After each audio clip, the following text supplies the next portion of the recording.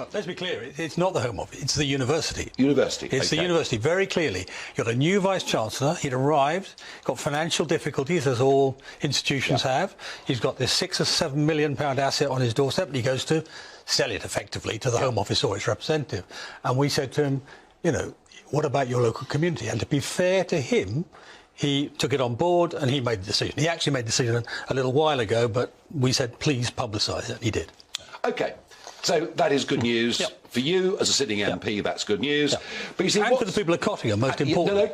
And Louise clearly was very pleased. As she said, you know, we all need a bit of good news after the last couple of years, and I agree with her on that. I agree with her on that. But you see, the thing is, David, that the inner city hotels are all full. So we're now seeking rural market town locations. Sir Graham Brady, Hale, in his constituency, is about to get a hotel. Chris Heaton-Harris tonight. I'm not sure there's anything he or the local parish council can do about the private sale of a building. Frankly, nothing they can do. So what we're now seeing is direct pressure coming on some very senior figures within the Conservative Party. You know, I've watched this. We all have. You know, for the last 12 years, Conservative leaders and Home Secretaries have said we're going to stop illegal immigration. You come here illegally, Cameron said, Boris said, they all said, you know, you'll be sent away. But it never ever happens. We used to deport a lot of illegals going back 15, 20 years. Hardly any get deported. You know, handfuls get deported these days.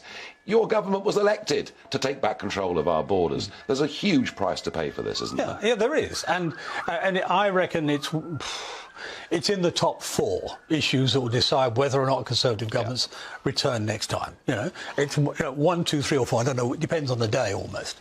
And of course, these aren't solutions. These are a luster plus. I mean, they're permanent for the community, but they're not a permanent solution to the problem.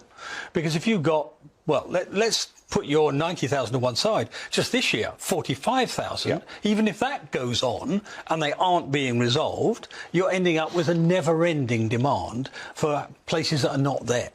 And what's more, by the way, I mean, we had a smaller version of this thing called Thwaite Hall in my constituency, where they're coming in. The first 100 that arrived, in the first week, 30 disappeared. They were all Albanians. The locals tell me, I can't prove it, but locals say they were all driven away in a fleet of cars. Presumably, as you were saying, the Albanian gangs that brought them over are exacting a price, whatever that might be, work on our, whatever it is they're doing.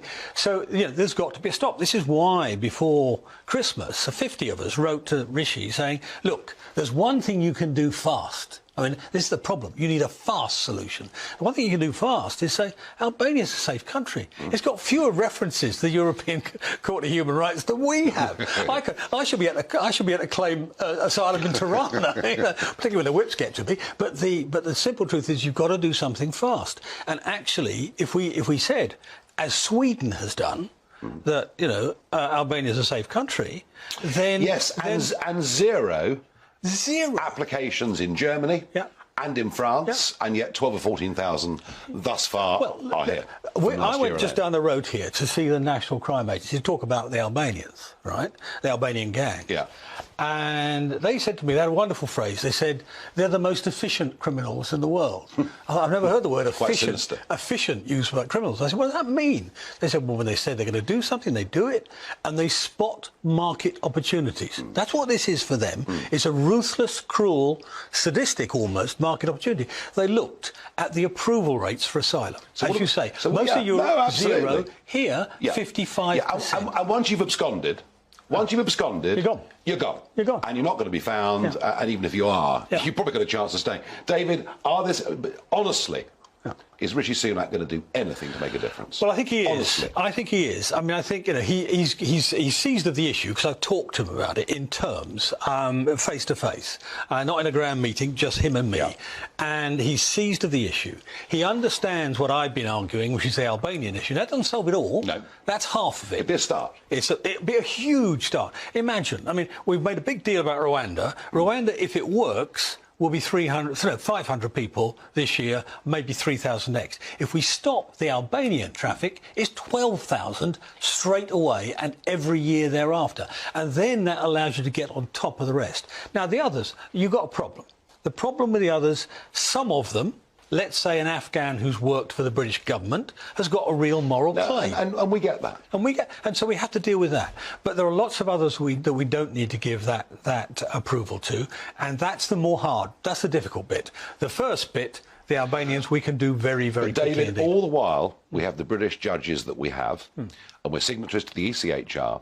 We're not going to solve this, are we? Well, you say that, but look, Sweden, social democratic country, held up as the model of modern civilization, and they've got zero.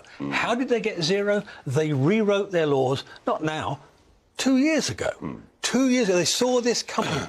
2 years ago, and they rewrote the laws to say, if you define as a safe country, it isn't just Albania, by the way, it's Albania, Mongolia, Serbia, all safe countries, you get sent straight back. No question, at the border. Well, I think the battle against the British judges would become the real issue there. Well, the Swedes saw it coming and stopped it with the law. That's what we have to do. We saw it coming here on GB News. We've been talking about it ever since the day we launched. David, thank you for joining me. Well done for your constituents. Yeah. But the problem is rather like a wing three-quarters rugby ball. It moves on to somebody else.